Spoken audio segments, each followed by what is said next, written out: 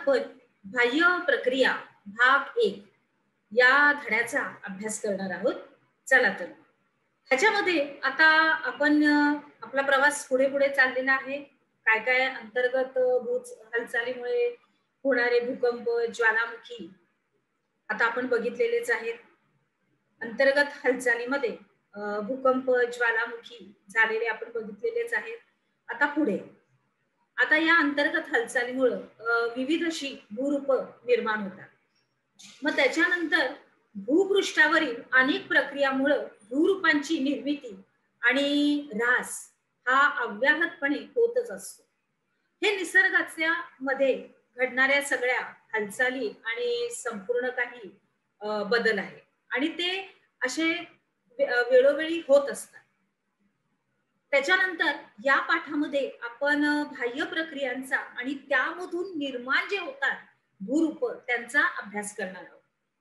तर मग या भूपृष्ठावर कार्यरत असलेल्या बलामुळे ही बाह्य प्रक्रिया या घडून येत असतात. बरोबर. मग त्याच्यामध्ये कशा कशाचा समावेश होतो तर सौर ऊर्जा, गुरुत्वीय बल, भूपृष्ठावरून वाहणाऱ्या पदार्थांशी निगडीत असलेली गतिजन्य ऊर्जांची भूमिका ही त्याच्यामध्ये महत्वाची असते. मग आता पुढे काही आपण चित्र बघणार आहोत. तर त्या चित्रामध्ये खडकांच्या स्वरूपाचं तुम्ही निरीक्षण करायचं.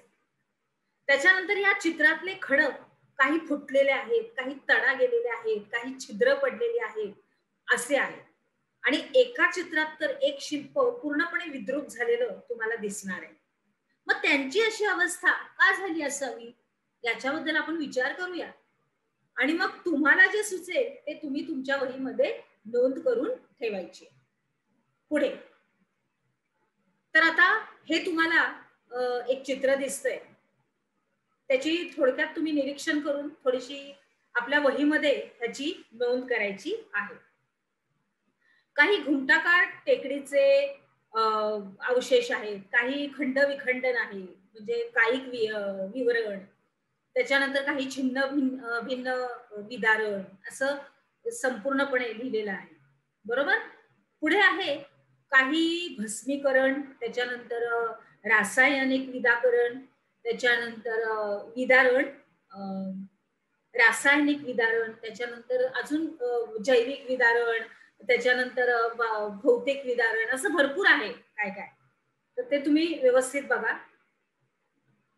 बघितलं. पुढे जाऊया. तर आता ह्याचं भौगोलिक स्पष्टीकरण काय आहे तर खडक फुटणं आणि कमकुवत होणं ही एक नैसर्गिक प्रक्रिया आहे. निसर्गाने त्याच्यामध्ये जे बदल होतात त्याच्यामध्ये झालेली ही एक क्रिया आहे. मग तिला विदारण पण म्हणतात किंवा अपक्षय असं सुद्धा म्हटलं जातं. मग कायिक, रासायनिक आणि जैविक असे विदारणाचे 3 प्रमुख प्रकार हे केले जातात. बरोबर. आणि मग त्याच्यामध्ये कायिक, रासायनिक आणि जैविक असे 3 विदारणाचे 3 प्रमुख प्रकार केले जातात. मग कोरड्या हवामानाच्या प्रदेशामध्ये कायिक विदारणाचा प्रभाव हा जास्त असतो आणि दमट हवामानाच्या प्रदेशामध्ये रासायनिक विदारण हे प्रामुख्यानं दिसतं आणि जैविक विदारण हे सजीवांकडून घडलं जातं. तर हे आता करून बघायचं आहे. तर एक कांदा घ्यायचा आहे आणि तो मधोमध कापायचा आहे. त्याच्यानंतर त्या कापलेल्या भागाचं निरीक्षण करा. त्याच्यानंतर त्या कागदाचा प्रत्येक पापुद्रा हा वेगळ्या करण्याचा प्रयत्न करा. बरोबर. आता भौगोलिक स्पष्टीकरण बघूया. तर आपल्याला असं लक्षात येईल विद्यार्थी मित्रांनो की कांद्याचा पापुद्रा जसा जसा वेगळा वेगळा होत जातो तशाच प्रकारची क्रिया ही निसर्गामध्ये उघड्यावर पडलेल्या खडकांच्या बाबतीत होते. खडकांचा उघडा पडलेला भाग अधिक तापतो, खूप तापतो असा सूर्याच्या किरणामुळे खूप तापतो आणि आतला भाग हा थंडच राहतो. त्याच्यामुळं खडकाचे वरचे थर पापुद्र्याप्रमाणे काय होतात, सुटे होतात आणि हे खडकांचे अपपर्णन असं त्याला म्हणतो. काय बोलतात? अपपर्णन. काय बोलतात? अपपर्णन. आता पुढे जाऊया. आपण काय शिकलो? चूक की बरोबर ते तुम्हाला लिहायचंय आणि चुकीची विधानं दुरुस्त करून सुद्धा लिहायची आहेत. तुमच्या वहीमध्ये नोंद करायची आहे. भूकंपावर हवामानाचा परिणाम होत असतो.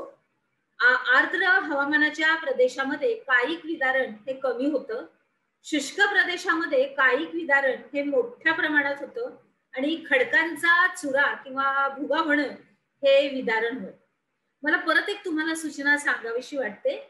अर्थात विद्यार्थी मित्रांनो, हे तुमच्या चांगल्यासाठीच आहे की आपल्या पाठ्यपुस्तकाच्या खालचा जो स्वाध्याय आहे त्याच्यामधले सुद्धा प्रश्न मी समाविष्ट आपल्या उपक्रमात केलेले आहेत. कारण पाठ आपला धडा पण वाचणं होणार आहे, आपल्या उपक्रमातला माझ्याबरोबरचा अभ्यास आणि शिवाय हे प्रश्न आपल्या उपक्रमामधले आणि शिवाय स्वाध्यायाच्या मधले पण मी घातले. त्याच्यामुळे तुमचा सर्वतोपरी अभ्यास हा अगदी भरपूर असा होणार आहे. चला तर मग आता पुढे जाऊया आपण.